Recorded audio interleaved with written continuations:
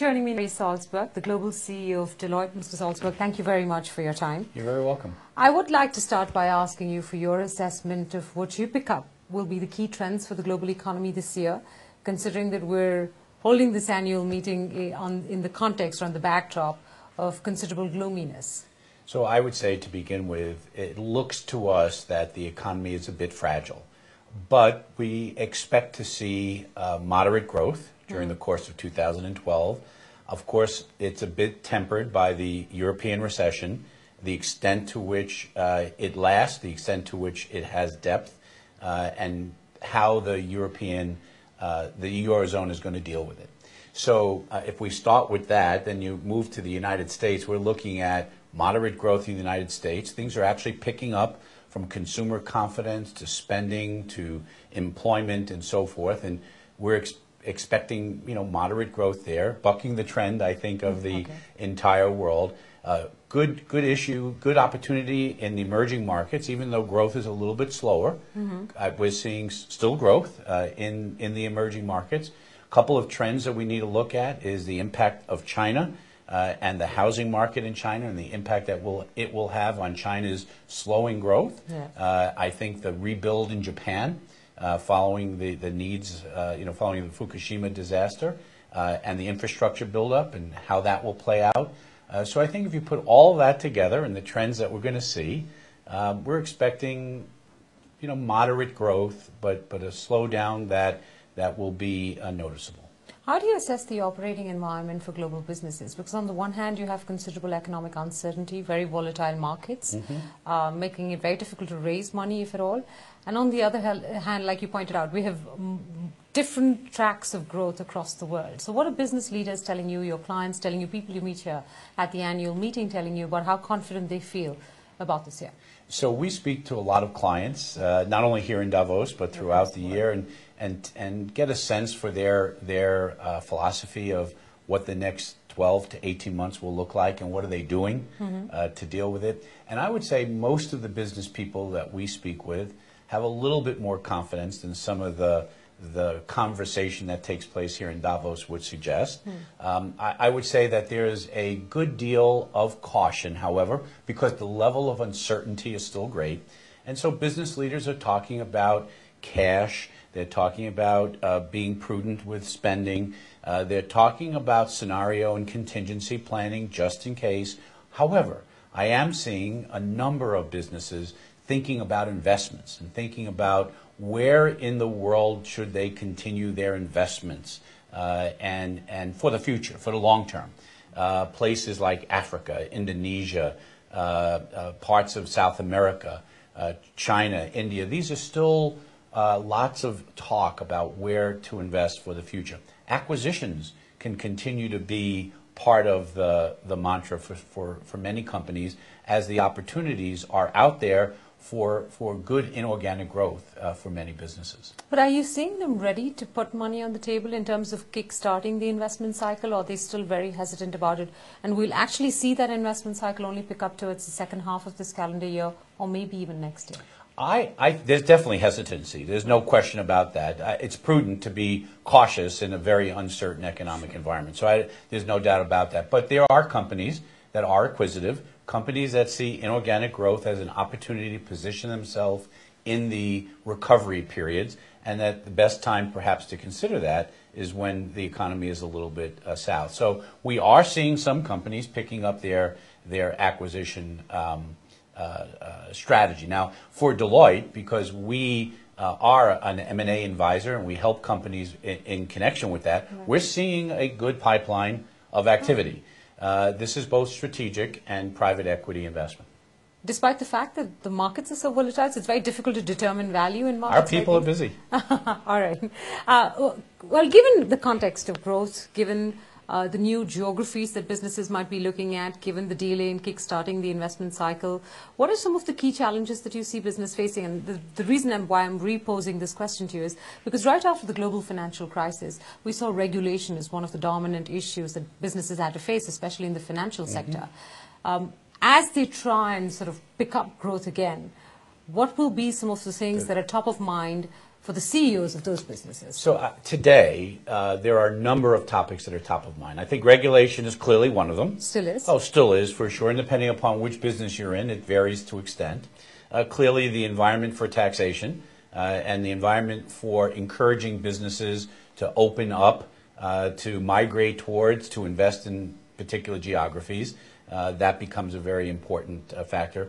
And for a business like Deloitte's, where we really focus on talent, the talent agenda is a big issue also, getting the right people with the right skill sets to meet the demands of our clients. Can I pursue the second one that you pointed out a little more in depth, the taxation one that you referred to? Do you see revenue across the world become more aggressive and therefore pose a fresh new challenge to businesses because governments across the world desperately need the money?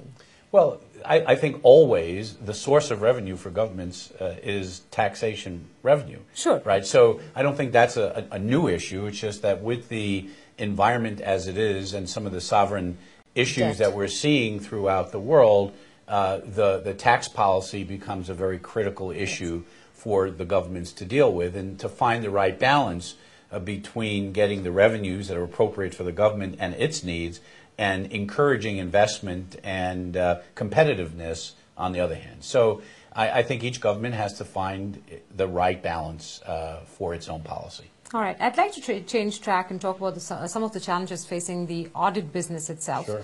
We've had proposals come in from the PCAOB in the last few months, including from the European Union, on new ideas maybe to try and raise the quality of audits. And those primarily include audit rotation and constraints on non-audit services being offered.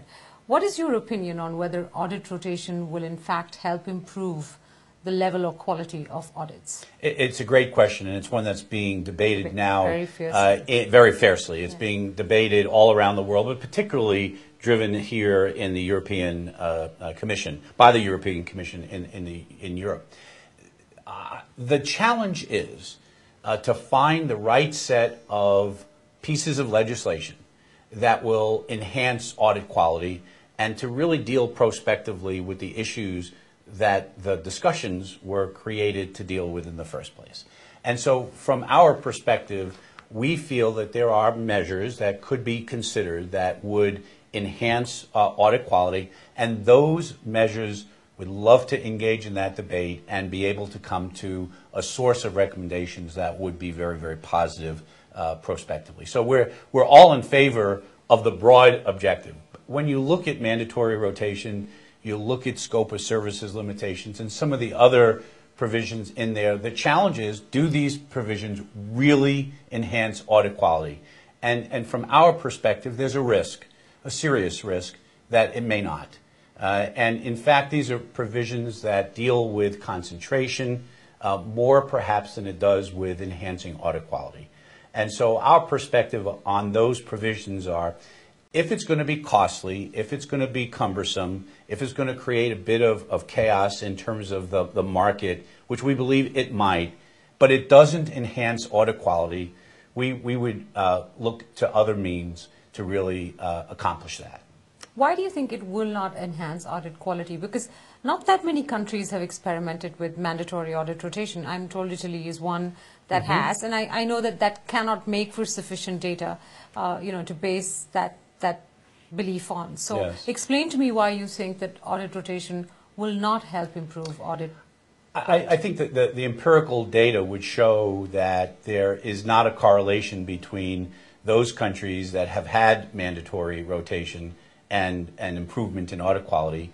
And in fact, you might even see the data to the contrary that would suggest that those countries in which there wasn't mandatory rotation, you might conclude that through evidence of restatements and litigation and so forth, that perhaps audit quality is increased. And so I think that there needs to be a proper assessment of what actually the impact in those countries that have mandatory rotation has been, and in those countries that had mandatory rotation and eliminated it because they concluded that it didn't enhance audit quality. All right. To the point that you made about one of the key objectives of these proposals is also to reduce concentration or the dominance of the big four, and I know that's a big concern here in the EU.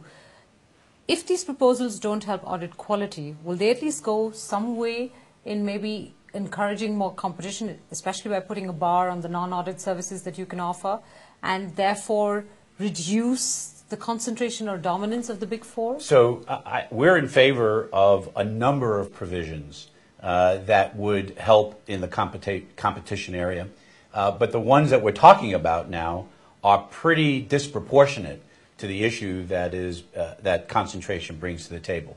We're all for a number of measures that are in part included in some of the European Commission proposals and some that aren't, that if adopted we think would foster a greater competitive environment for all businesses, not only in Europe, but everywhere around the world. So it's a matter of proportionality.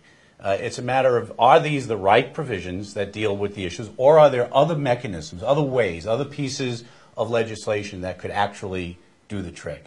And it would be our view at Deloitte that the latter, broader, different kinds of provisions would be better without having the impact that potentially those provisions might have in reducing audit quality. Can you give me brief illustrations maybe of the few provisions that you think might be more effective both on the audit quality side as well as on the concentration issue? Well, on the audit quality side, we believe that audit committee and proper governance could be a very significant way to have proper governance and proper review of the processes. Okay. And we believe that following Sarbanes-Oxley, as an example, that there was good improvement in that regard, and we feel that that would be one way. So that to give you one example there. Thanks. With respect to concentration, one example would be to encourage the infusion of capital into mid-tier firms and perhaps to find ways to encourage mid-tier firms to combine to gain greater strength.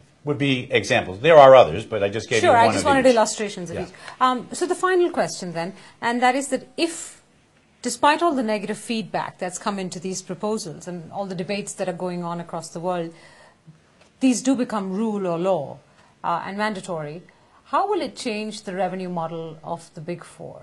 You know, each of the Big Four would have a different consequence based upon its own market segmentation, its own functionality in terms of what businesses they have and what clients they serve, and in which geographies they serve it. Sure. And it would also depend on which of the provisions are actually legislated. Yes. But I think what it will do is will cause you to take a couple of steps back and make sure, as we did at Deloitte when Sarbanes-Oxley was implemented, to find the way to navigate through that environment. Our hope is that through proper discussion, proper analysis at the various levels that these provisions are being considered, that we will come to an answer that will be fair and appropriate, and whatever that answer will be, we will navigate our way through it. All right, Mr. Salzberg, I appreciate the time you've taken to speak with us on these several issues. Thank you. It's been a pleasure. Thank you very much. Pleasure.